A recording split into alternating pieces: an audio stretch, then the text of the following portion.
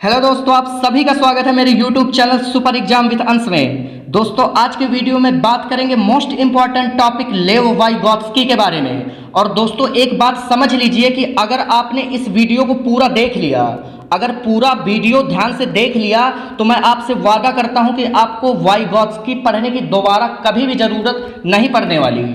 क्योंकि दोस्तों, मैंने इस टॉपिक को बेहतर ढंग से पढ़ाने की, समझाने की कोशिश की है और आप लोगों से भी यही उम्मीद करता हूं कि आप लोग भी अच्छे से समझेंगे, पढ़ेंगे।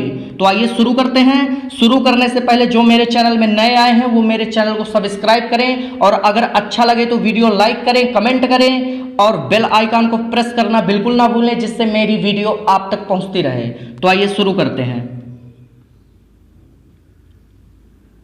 लेव वाइगोत्स्की, दोस्तों ध्यान से देखेंगे, इनका निवास स्थान रूस था, यानी ये रूस के निवासी थे।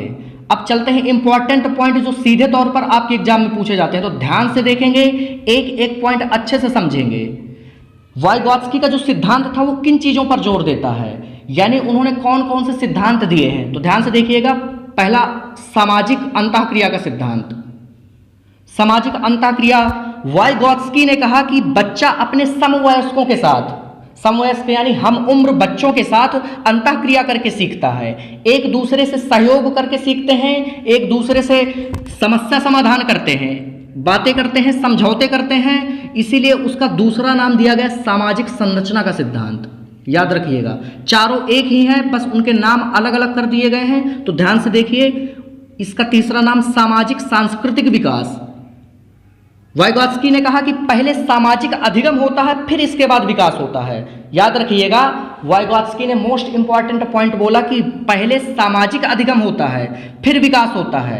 आपका ये पॉइंट कई बार एग्जाम में आ चुका है, तो नोट कर लीजिए कि पहले सामाजिक अधिगम होता है, फिर विकास होता है।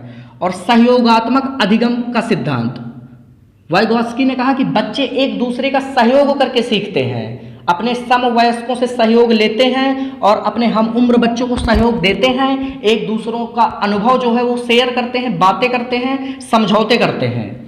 आगे बढ़ते हैं दोस्तों, ध्यान से देखिएगा हर एक बिंदु। MKO मोस्ट इंपॉर्टेंट है दोस्तों, कई बार, हर बार ये समझ लीजिए कि हर बार आता है आपके एग्जाम में। इसका फुल फॉर्म है मोर नॉलेजेबल अदर, यानी दूसरा अधिक ज्ञानी, दूसरा अधिक जानकार, इसका फुल फॉर्म है। अब इसको ध्यान से समझेंगे कि ये MKO होता क्या है। तो ये समझिए कि बच्चा हमेशा उसी से सीखता है। वाइगोत्स्की ने कहा कि बच्चा हमेशा उसी से सीखता है जो उससे ज्यादा जानता हो। ये नॉर्मल बात है कि हम क्यों उससे सीखेंगे जो हमसे कम जानता हो, हम तो हमेशा उसी से सीखेंगे जो हमसे ज्यादा जानता हो। तो वाइगोत्स्की ने यही कहा कि बच्चा हमेशा उसी से सीखता है जो उससे ज्यादा जानता हो। आगे देखते हैं दोस्तों, सबसे महत्वपूर्ण बिंदु, दोस्तों इसको ध्यान से देख लीजिएगा, ये बहुत कंफ्यूज करता है बच्चों को।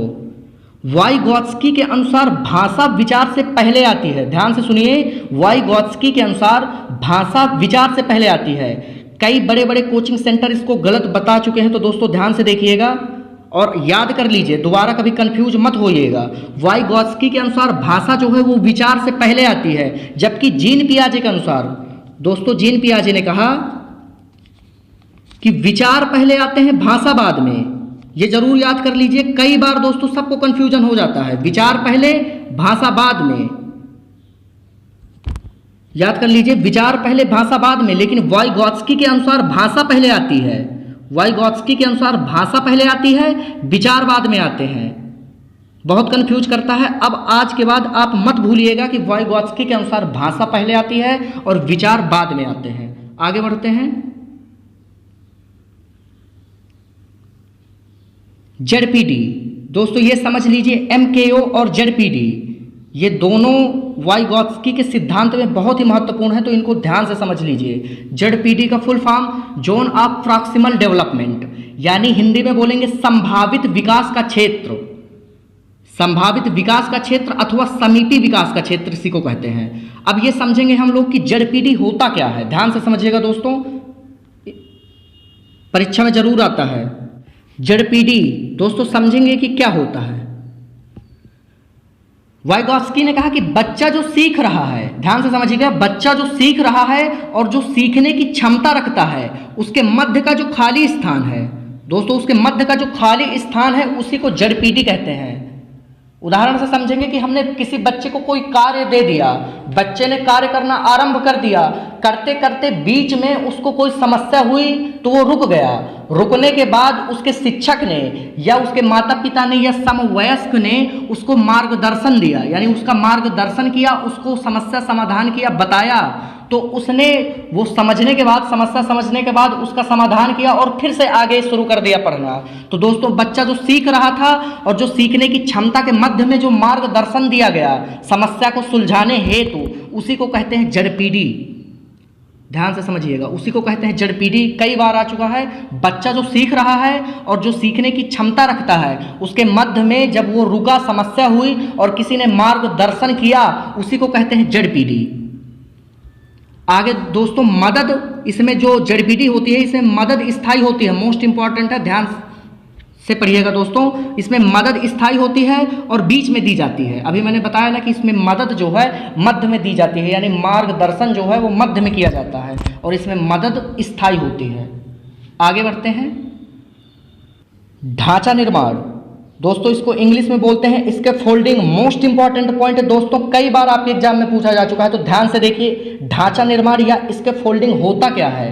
दोस्तों जब हम किसी बच्चे को साइकिल सिखाते हैं तो हम पहले साइकिल को पकड़ते हैं और थोड़ी दूर तक बच्चे को पकड़े पकड़े चलवाते हैं। बीच में कुछ दूर बाद हम साइकिल को छोड़ देते हैं जिससे बच्चा चलाता हुआ चला जाता है। तो इसमें दोस्तों जो मदद जो है शुरुआत में दी जाती है, यानी शुरुआत में हम उसकी साइकिल को पकड़ करके खुद चलवाते हैं, तो वही है मदद, शुरुआत में दी जाती है, इसके बाद हटा ली जाती है। बाद में हम साइकिल को छोड़ देते हैं और वो चलाने लगता है, यानी साइकिल चलाना सीख जाता है। इसी को हम स्कैफोल्डिंग कहते हैं। और दोस्तों ये पॉइंट जरूर याद रखिएगा कि इसमें सहयोग अस्थायी होता है। जड़पीडी उसमें सहयोग स्थायी होता है और ढांचा निर्माण स्कैफोल्डिंग में सहयोग अस्थायी होता है। आगे बढ़ते हैं,